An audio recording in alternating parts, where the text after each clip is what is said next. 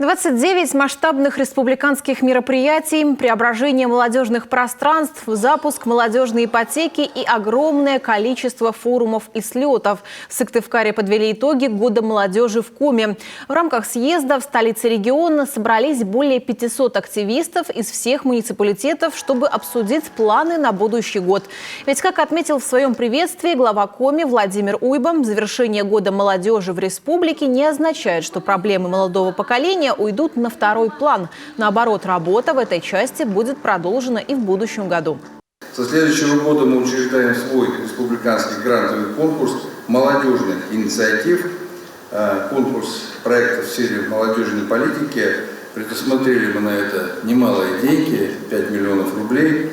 Ну и кроме того, на конкурсной основе будем поддерживать проведение молодежных мероприятий в муниципальных образованиях республики, где тоже предусмотрели финансирование, тоже немалое, до 9 миллионов рублей. Продолжим создавать молодежные пространства в муниципалитетах, тоже средства на это предусмотрели в бюджете.